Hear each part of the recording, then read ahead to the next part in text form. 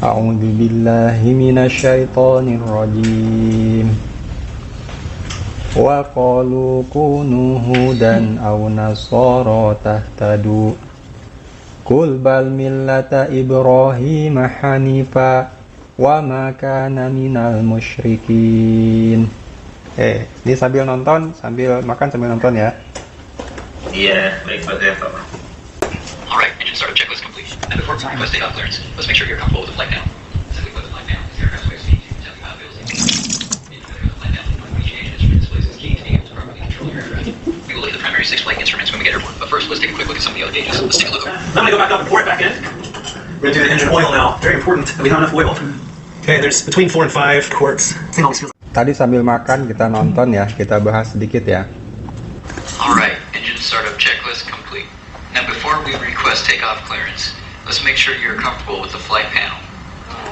Nah, jadi sebelum take off, kita ini ceritanya belajar naikin mengemudikan pesawat. Jadi sebelum take off kita perlu familiar atau mengenal apa yang ada, panel-panel yang ada di dashboard pesawat kita nih.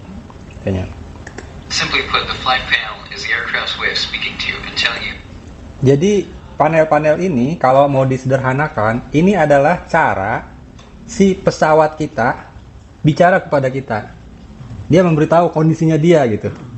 Dia memberitahu kondisinya dia melalui panel-panel ini. How it feels and what it's doing. Being familiar with the flight panel and knowing what each gauge and instrument displays is key to being able to properly control your aircraft. Ya. Jadi mengetahui panel-panel ini itu merupakan kunci dari kemampuan kita nantinya untuk mengendalikan pesawat kita. Jadi harus tahu ini panel-panel ini. We will look at the primary 6 flight instruments when we get airborne. But first, let's take a quick look at some of the other gauges. Let's take a look over here at these 4 gauges. Jadi ada 6 yang kuncinya. Ini salah satunya. Ini 4 ini dibicarakan. Primarily the fuel quantity gauge in the oil temperature and pressure gauge. Ini adalah make sure that you have enough fuel. Jumlah fuel BBM yang dimiliki. Ini jangan sampai kehabisan BBM, kita harus lihat di sini. Kalau di film-film biasanya kalau pesawatnya bocor, ini langsung cung gitu turun ya, jarumnya gitu digambarkan turun. Fuelnya atau BBM-nya bocor. Yang ini temperatur dari oil ya, oli mesin. Panasnya itu nggak boleh terlalu panas. Dua ini di mobil ada nih. However, we will want to monitor the oil temperature and pressure gauges regularly. These can indicate to us if we have an oil leak and will provide us with enough notice ahead of time to avoid any dangerous situations and get us down safely. This gauge right here displays information about the vacuum. Ini If vacuum. your vacuum fails, all your gyroscopic-based instruments will not read correctly. Jadi vakum ini adalah kondisi dari kehampaan dari semua alat yang menggunakan sistem giroskopik. Jadi dia akan memberikan indikator nih kalau ada udara yang masuk atau tingkat kehampaannya hilang, maka masalah itu sistem giroskopiknya itu bisa jalan. When we actually get flying though. Right here we have the tachometer. Ini RPM This sama. counts the RPMs or rotations per minute of the engine. Sama dengan di mobil ya. We're going to want to monitor this and make sure. Kalau di mobil ini kira-kira buat apa nih? Pernah teman-teman kalau bawa mobil suka pada ngeliatin ini nggak? Putaran mesin. Ah, gitu. Clock can tell us our outside air temperature, which is 47 degrees right now, and our voltage. You can switch between this by pressing the button on the top. It also provides a clock, the 12-hour base clock, and the 24-hour Nah, ini jam base sama clock, temperatur di and a luar. stopwatch. This later. Nah, sampai di sini aja. Sampai di sini ya. We have the throttle. Intinya adalah bahwa pesawat itu merupakan satu alat transportasi yang memiliki peralatan yang paling canggih dibandingkan dengan transportasi lainnya. Ini macam-macam di sini ada panel-panel dan sebagainya. Itu ada sini. Ini untuk memberikan tingkat keselamatan yang tinggi pada penerbangan. Jadi kita perlu ketika menjadi pilot dari pesawat itu perlu lihat ini fuelnya ya, BBM-nya. Kalau cepat habis berarti ada yang bocor nih. Ini temperatur mesinnya seperti apa. Kalau naik agak tinggi bahkan mendekati merah berarti ada masalah dengan mesinnya. Terus ini dan pokoknya semua ini harus diperhatikan sepanjang kita mengemudikan pesawat. begitu ada masalah sedikit di mana gitu ya, itu harus kemudian menghubungi bandara terdekat untuk siap-siap pendaratan darurat. Perbaiki dulu apa yang rusak. Saya pernah waktu ke Myanmar. Waktu ke Myanmar itu mau ke lepas pantai di di Laut Andaman. Itu mau ke field ya. Melihat ke lapangan minyak di sana. Naik habis di bandara itu kita naik yang pesawat kecil kayak gini, tapi beberapa orang lah, nggak 2 orang nggak, tapi ada mungkin 9 orang gitu. Begitu naik, itu kondisi awan itu gelapnya bukan main, di Yangon itu berawan terus, pokoknya nggak, saya aja ngeliat kemana-mana nggak bisa tuh, udah putih semua. Nah, pesawat ini capung, capung. Isi berapa orang tak? 9 orang mungkin, atau sudah berapa belasan orang gitu. Naik, kan kita pakai ini semua nih, jadi nggak dengar. Gak lama si pilot nengok ke belakang, kelihatan kan pilotnya cuma gitu doang, kayak bajai gitu, kayak bajai. Ngeliat ke belakang, ngomong dia, nggak kedengeran apa ngomongnya. Saya tanya temen, apa dia bilang? Radarnya rusak katanya. Turun lagi. Turun ke bandara lagi. Terus gak lama kita lihat dari pesawat kan ada yang betulin, teknisi. Habis udah gitu naik lagi kita. Alhamdulillah habis turun terus naik lagi itu awannya udah gak ada, udah terang semuanya. Sampai terus di di bandara selanjutnya yang kecil ya, bandara Perintis mungkin, kita turun di situ. Habis dari situ naik helikopter ke lepas pantai. Nah jadi itu ya. Ini merupakan dashboard yang digunakan untuk sepanjang perjalanan kita perhatikan. Kalau pesawat bedanya sama mobil, kalau mobil hal-hal yang statis ada, tapi yang dinamisnya itu paling cuma kecepatan aja. Kalau ini pesawat nih yang di tengah-tengah ini kemiringan, kita miring kiri miring kanan, di sini kelihatan nih. Ini miring kiri. Terus moncongnya itu ke depan ke belakangnya seperti apa, pitch-nya itu ada juga indikatornya. Kenapa? Karena kalau pesawat itu terlalu nanjak begini, dia bisa jatuh ke bawah. Atau kalau terlalu nukik, ya bisa jatuh juga, jebret gitu. Begitu juga kalau miring, dia akan kehilangan kehilangan daya dorong dari bawah ke atasnya. Kenapa saya agak-agak tahu ini? Karena dulu sering main game. Main game gini ya, jadi begitu stall, istilahnya stall ya, kita naiknya terlalu ini nanjak begini, jatuh ke bawah, nyerosot dia, saat aku udah hancur gitu. Yang 235 itu jatuh kayak gitu. Tat, mau tanya Tat. Ya. Jadi kalau ini sama dengan Al-Quran ya Tat? Nah, itu Sebentar dia. ya. Jadi kalau orang nggak mempelajari dashboardnya itu yang banyak itu, maka rugilah dia. Padahal dia harus sampai di tempat tujuan kan, akhirat itu. Iya. Dia nggak tahu apa itu iri, apa dia itu sombong, apa itu apa dengki, apa itu syirik. Dia nggak tahu. Dia main jalan aja hidup ini. Iya. Ya dashboard itu sebanyak itu, dashboard dalam Al-Quran nggak pernah dipelajari. Jadi itu yang saya mau bilang ya. Iya, sama ya Tat. Yang saya mau bilang itu, Jadi, sana. Pak Yus punya dashboard nggak dalam kehidupan? Nah itu Al-Quran. Al-Quran itu peta. Iya, dashboard. Oh iya. Kalau kita mau jalan, Al-Quran itu adalah petunjuknya, itu manualnya, bagaimana cara menjalani. Nah, dashboard itu adalah apa coba? Sunnah. Bukunya Al-Quran. Tidak. Jadi contohnya gini, contohnya untuk sampai ke tujuan, bahan bakar itu harus diperlukan misalnya sekian ribu liter. Terus sekian persen perjalanan jarak yang ditempuh, maka dia akan sisa sekian persen. Kalau misalnya jarak sisa perjalanan itu 50 km tapi dia cuma segini, itu kan bahaya tuh. Ini angka-angka ini semua nih. Angka-angka. Ini angka-angka semua. Ini juga angka-angka semua nih.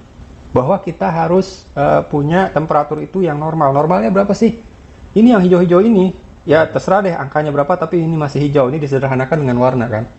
Nah, terus macam-macam lagi. Nah, kalau dalam kehidupan kita, kira-kira angka-angka itu mengacunya kemana kira-kira? Satu, misalnya sholat. Sholat 5 waktu sehari yang wajib. Itu kalau dianalogikan di sini, di bahan bakar, ini di bagian yang merah lah. Begitu kurang dari 5, dia merah. Nit gitu kan, artinya udah pasti jatuh, tenggelam itu. tenggelam ke neraka. Ke neraka, iya. Karena tidak menjalankan satu hal yang wajib, gitu kan? Merah tuh, nit. Tapi kalau udah 5 ke atas, ini nggak merah. Tapi belum hijau juga. Kenapa? Karena masih ada yang sunah-sunahnya gitu. Sunah-sunahnya itu berapa? 5 juga lah gitu kan? Atau ditambah lagi. Jadi makin banyak makin ke atas, ini makin hijau, gitu.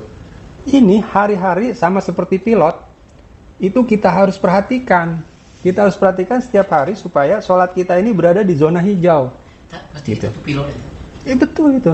Kita pilot sebenarnya. Nah, boleh saya lanjutin dulu? Lanjut. Apa-apa, aku sebenarnya pengen make sure aja. Nah, gitu ya. Ini satu yang terkait dengan sholat. Ya. Terus apa lagi? Misalnya ini temperatur minyak, temperatur oil ya. Kita mungkin di sini dashboardnya adalah baca Quran. Baca Quran. Kata Rasulullah, seorang muslim itu, mukmin itu menghatamkan Quran itu dalam waktu berapa? 1 bulan minimum. Maksimal. Ya, jangan lewat dari itu. Artinya apa? Karena 1 bulan kata Rasulullah, maka setiap hari itu harus 1 juz. Gitu. Ya, jadi ini salah satu dashboard kita tuh. Dashboard. Terus apa lagi?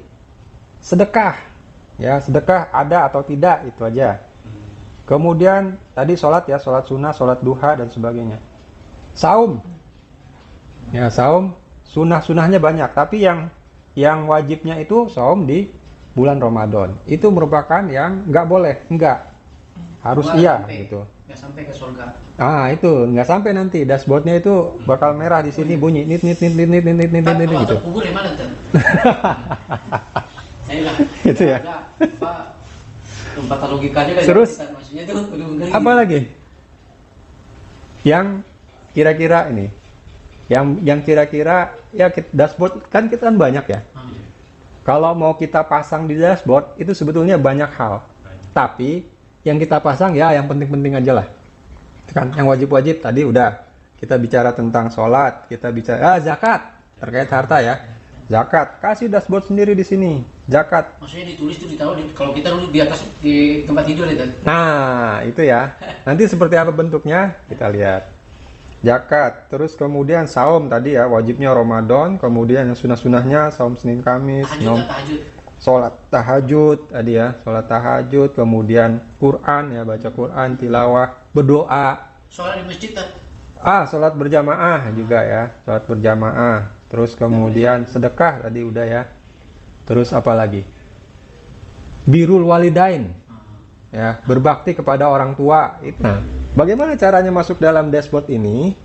Tulis di situ berapa kali kita targetkan untuk menemui orang tua baik secara fisik ataupun secara telepon ataupun secara apa gitu, berbuat baik di situ. Tulis saja 1 pekan berapa kali. Ya, untuk mengingatkan kita. Ini namanya dashboard kan untuk mengingatkan kita kan. Ini kondisinya begini-begini. Nah, itu ya orang tua. Yang lain lagi apa? Misalnya mendidik, mendoakan orang tua, mendidik anak-anak dan istri misalnya. Itu macam-macam dashboard bisa kita buat. Caranya gimana? Nah, kita beralih ya. Jadi pesawat kita itu tergantung dashboardnya tergantung kita kan. Betul, kita buat lah. Cuma kalau kurang isinya dashboardnya isinya kurang gitu. Harus kita tambah. Kurang 24 kita cuma 9 misalnya. Berarti kurang kan? Nomor, terus kegiatan atau Awal-awal ini bagus nih. atau item ya. Terus di sini target. Nah, di sini itu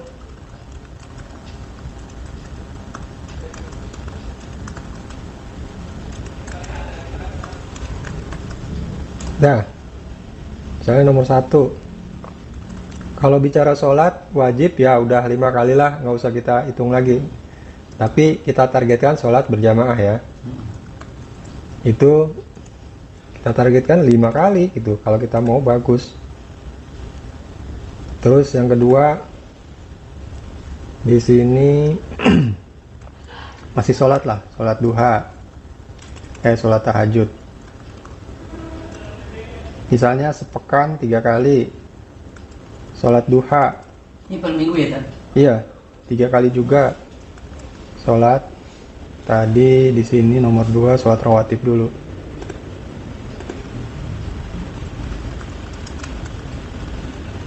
Sholat rawatib 5 kali. Ini per minggu berarti 35 dong. 35, ini 35 misalnya. Sholat tahajud 3 kali, doa 3 kali. Dah. Urusan sholat dah cukup. Tilawah target 7 juz gitu ya. Maksudnya salat rawatib 35 itu kata 35 kali sepekan. waktu. Sholat berjamaah waktu, sholat rawatib waktu, sholat tahajud bukan waktu ini ya, sholat kali, sholat duha juga kali, tilawah juz. Nah, Ada satu lagi kan? terus Sholat apa di sini? Saum 3 kali, biasanya yang awal-awal 3 kali per bulan. Ya anggaplah ini sudah tidak awal lagi, seminggu Senin Kemis gitu ya. Hari sedekah terserah nih, misalnya kenceleng Jumat misalnya 20.000 pekan ya, pekan 20.000 si yang Jumat, atau sehari berapa gitu terserah. Terus itu tadi ya, menghubungi atau call orang tua berapa kali sepekan, minimal satu kali lah. Terus termasuk di sini pemenuhan terhadap hak-haknya badan kita. Olahraga 3 kali misalnya sepekan. istirahat Terus apa lagi? sekali sepekan. Istirahat. Oh, ini teman-teman yang di online belum melihat screennya nih. Mas Tata, Mas Faisal, screennya cuma yang itu aja yang kelihatannya. Kelihatan bro. Nah, ini kita lagi bicarakan ini. Sekarang udah kelihatan kan? Kelihatan ya sudah. Terus apa lagi? Nah, anggaplah inilah sudah ya. Ini nanti dilengkapi sendiri. Ada lagi tak? Sholat sunnah setelah wudhu itu posisinya di mana kan? Kan Boleh tambahin aja sini, boleh. Sholat sunnah wudhu misalnya. Nah, misalnya 10 menambah hafalan atau murojaah. Ya, berapa kali sepekan, misalnya setiap hari gitu ya. Nah, doa pagi dan sore 5 kali misalnya. Target ya. Bagusnya sih 7 lah. Apalagi? Ini kita buat, kita targetkan per pekan, setiap pekan ya. Ini pekan, tahun. ada satu lagi tak?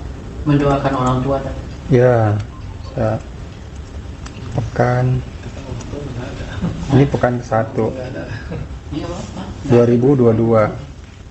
2022 pekan pertama ya. Nanti di bawahnya atau di mana terserah, kasih di sini 2022 pekan kedua. Tuh. Jadi di awal-awal pekan, di hari Ahad itu kita buat ini semua nih. Oke, targetnya segini, sekemampuan dulu pada saat itu. Nanti hari Senin itu dicatat sendiri nih, catat sendiri berapa hari Senin capaiannya. Jadi ternyata pekan pertama itu cuma kuat 33 gitu, dari targetnya harusnya 35, cuma dapat rata-ratanya 33 tuh sehari. Berarti pekan kedua harus diperbaiki nih. Ayo, ini. Jadi sepanjang hidup kita punya dashboard. Sama seperti pilot yang memperhatikan dashboardnya pesawat itu. Supaya apa? Nggak nyungsep gitu.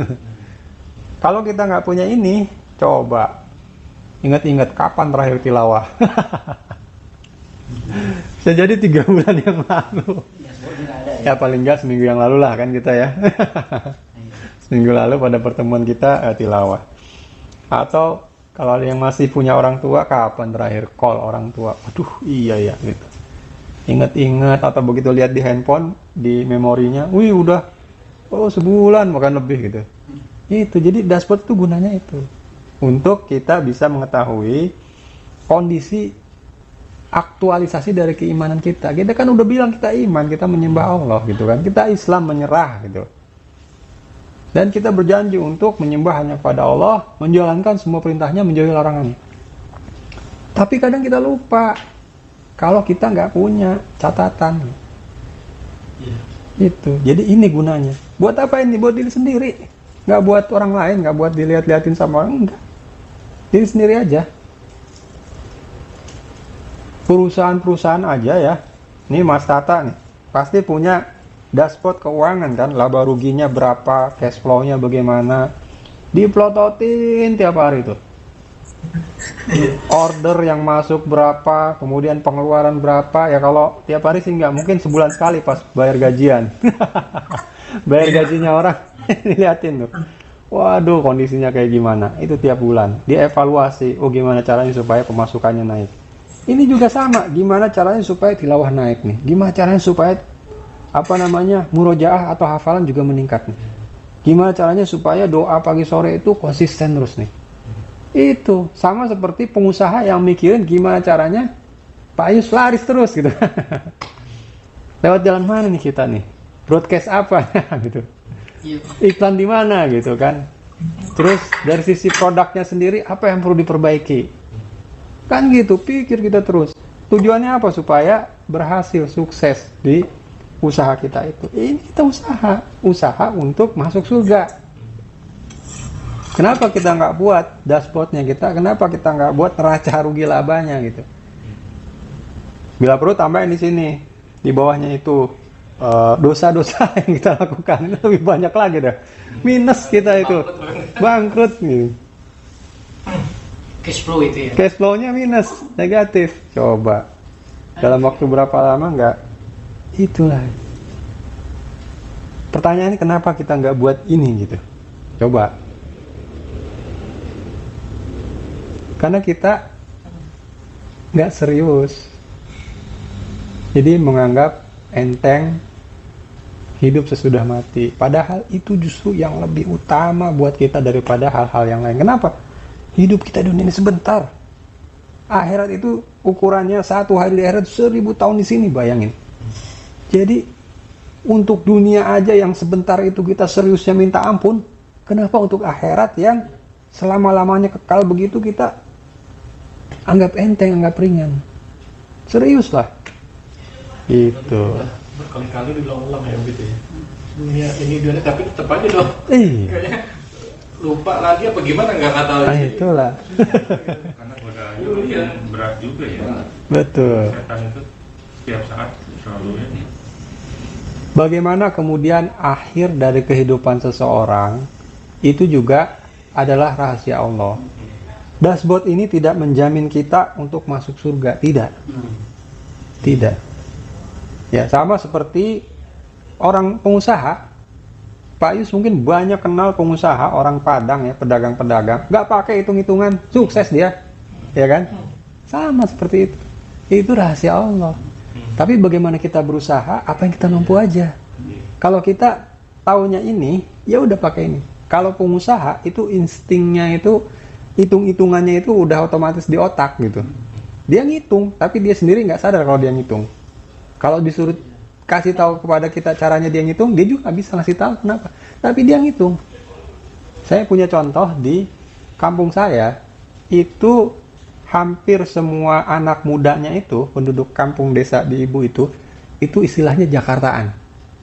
Jakartaan itu mereka datang ke Jakarta, kemudian menjual barang kelontong yang di gerobak-gerobak itu pinggir jalan. Kalau ada gerobak rokok pinggir jalan gitu ya. Di sini juga banyak di Ridwan Rais sampai ke flyover tuh sebelah kiri kanan tuh ada gerobak-gerobak gitu.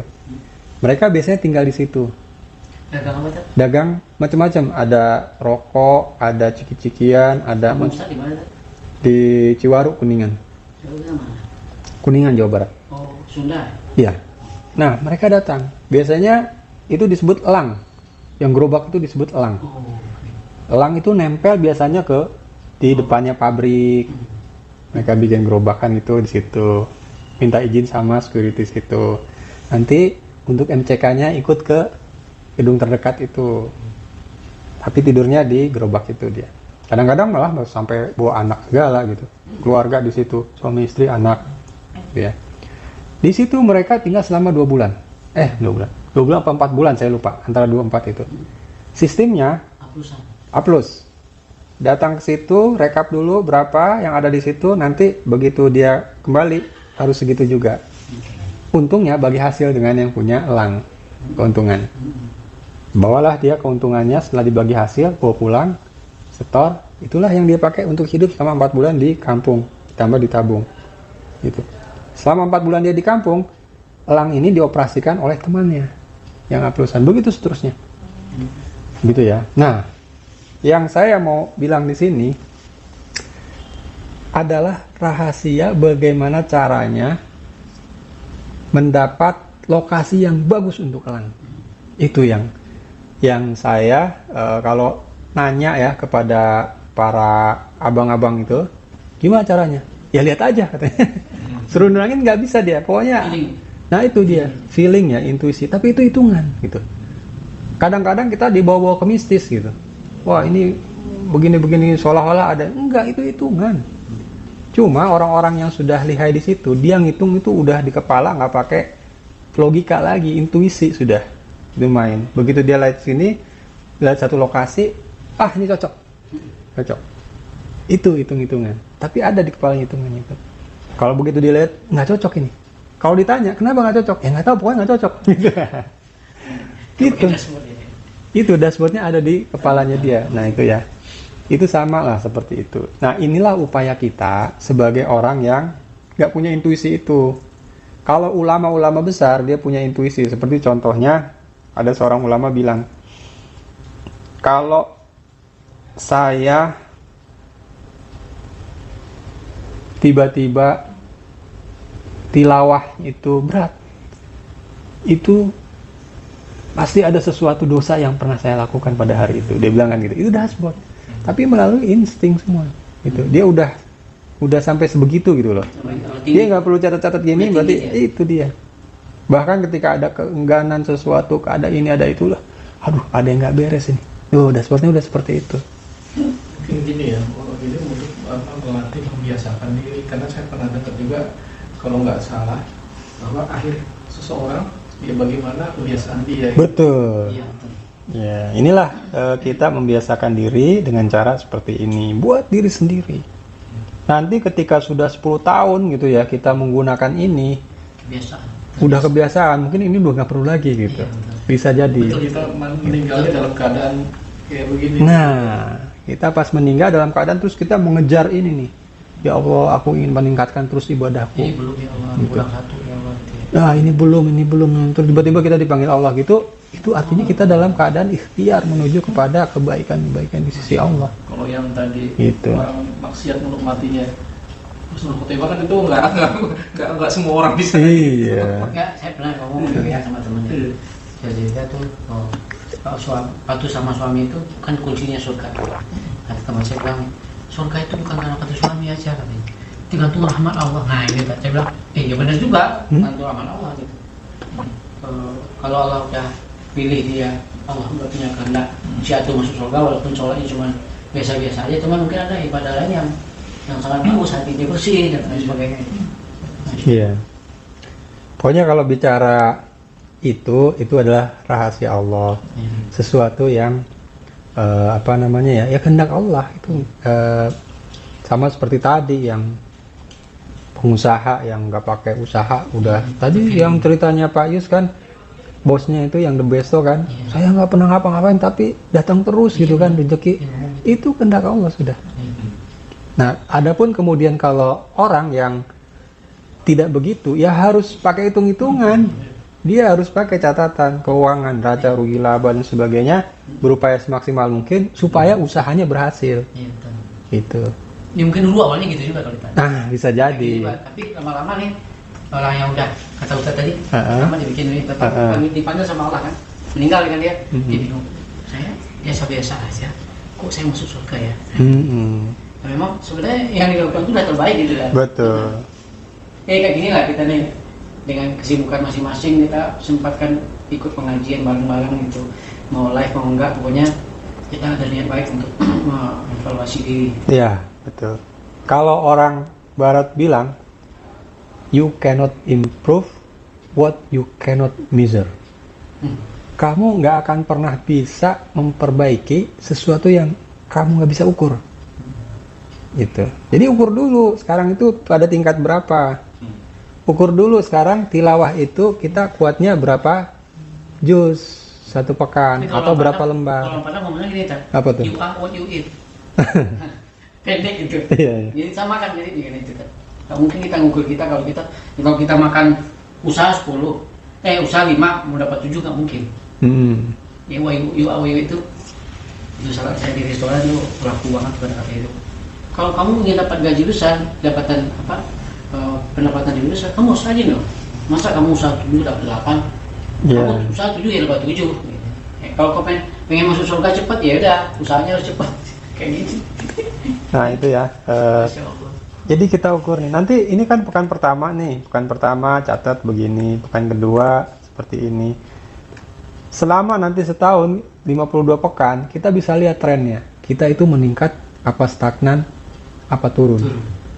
Kata Rasulullah, alangkah beruntungnya orang-orang yang hari ini lebih baik daripada kemarin.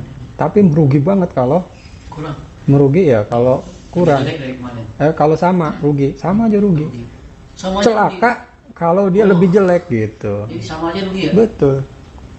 Masya Gitu Rasulullah seperti itu bilangnya.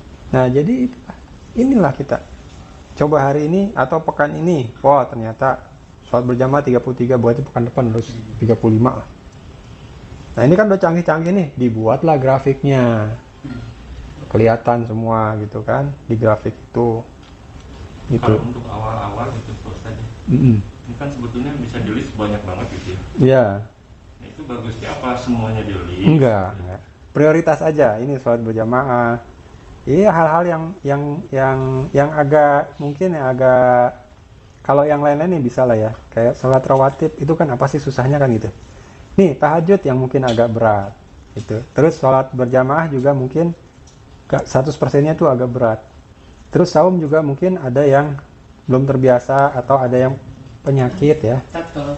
Tilawah ini juga agak perlu pembiasaan. Nah, nggak apa-apa. Kita kalau mau ditulis semua juga nggak apa-apa. Cuman nantinya akan banyak sekali. Jadi yang utama-utama dulu aja, yang wajib-wajib dan yang yang utama. Terus kita biasakan. Nanti kalau mau tambah-tambah lagi silakan.